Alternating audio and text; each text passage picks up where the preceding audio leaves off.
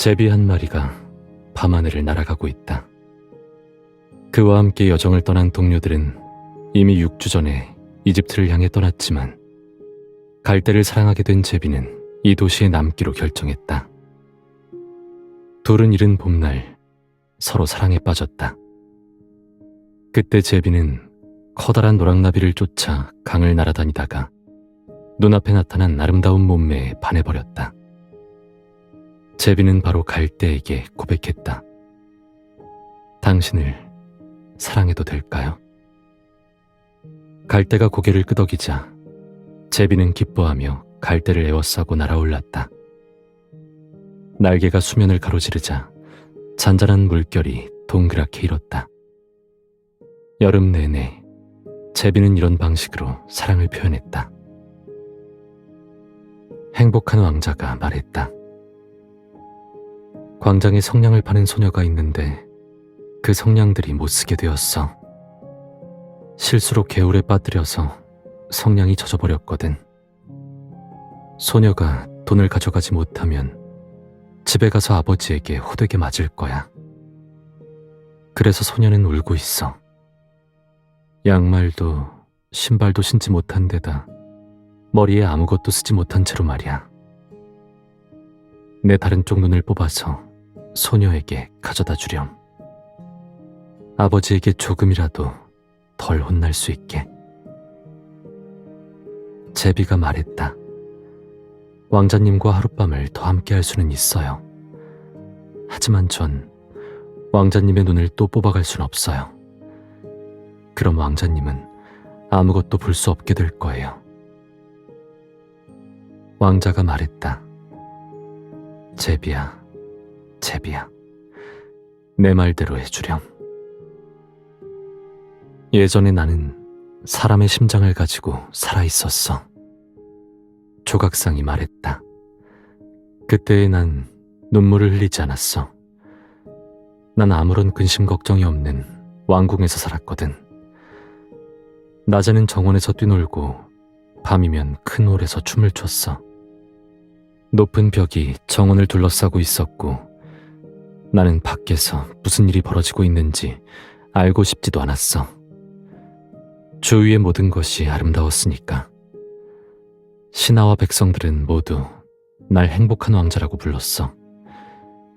향락이 바로 나의 기쁨이었어. 나는 행복하게 살다가 행복하게 죽었지. 그런데 죽고 나니 나는 이 도시의 높은 곳에 서서 이 성의 고난과 추악함을 내 눈으로 목격하고 있어. 이제 나에겐 나부로 만든 심장뿐이지만 난 울고 싶어. 정말 이상하네. 주조사가 말했다. 이 나부로 된 심장은 분명히 깨졌는데 화로 속에서 녹질하나 버리는 수밖에 없겠어. 그렇게 납심장은 쓰레기통에 버려졌다. 마침 죽은 제비도 그 안에 누워 있었다. 이 성에서 가장 소중한 물건 2가지를 가져와라. 하느님은 천사에게 이렇게 말했다. 그래서 천사는 인간 세상으로 내려와 납으로 만들어진 심장과 죽은 제비를 하느님에게 가져갔다. 그러자 하느님은 말했다. 옳은 답을 가져왔구나. 이 작은 새는 천국의 정원에서 마음껏 노래를 부를 수 있을 거다. 그리고 행복한 왕자는 황금으로 만든 성 안에 살며 나를 찬미할 것이다. 무성한 저 팥배나무, 자르지도 말고 베지도 마소. 우리 소백님 계시던 곳이라오. 무성한 저 팥배나무, 자르지도 말고 꺾지도 마소. 우리 소백님 쉬시던 곳이라오.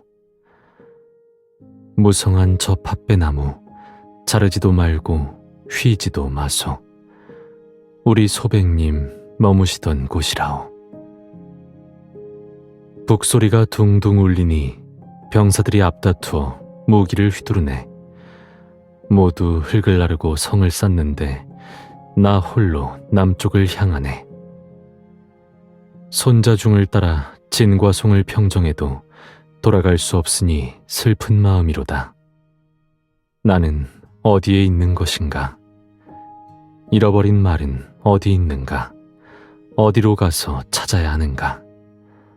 숲속을 헤매어야 하는구나. 생사와 만남, 이별을 함께하기로 약속했네. 그대의 손을 잡고 그대와 함께 해로하기로 하였네. 이별을 탄식하네. 내가 살아 돌아갈 수 없을지라. 이별을 탄식하네. 언약을 지킬 수 없음이라.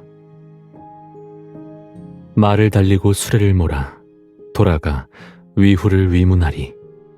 머나먼 길 말을 몰아 주읍에 이르려 하였건만 대부들이 쫓아와 근심이 가득 차네. 내 뜻을 찬성하지 아니하니 어찌 돌아갈까? 불충한 이들과는 달리 마음을 버릴 수 없네. 내 뜻을 찬성하지 아니하니 물을 어찌 건널까?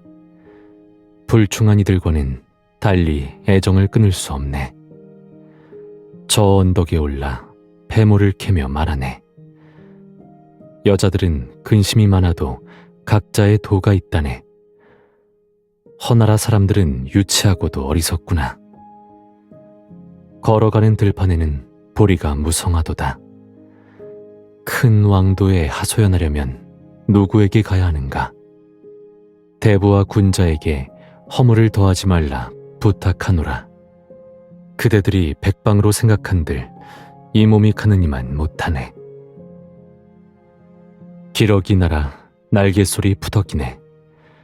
길 떠난 그 사람은 야외에서 고생하네. 불쌍한 사람들을 가엾이 여겨 의지할 데 없는 자들을 연민하네. 기러기 날아 못 가운데로 모이네.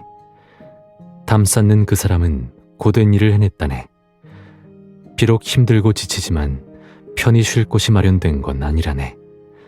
기러기 날아 구슬프게 우네. 어진 자만이 내가 고생을 노래함을 알 것이네. 어리석은 자만이 내가 한가히 불평을 늘어놓다 할 것이네. 당신은 이반 일리치의 친구죠.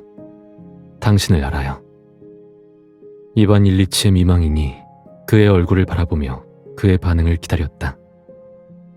표트르 이바노비치는 물론 그녀의 뜻을 알고 있었다.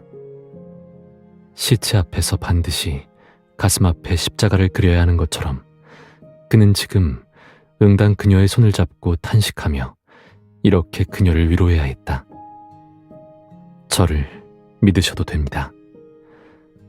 그는 정말로 그렇게 했다. 그리고 그 행동의 결과 역시 그의 예상을 벗어나지 않았다.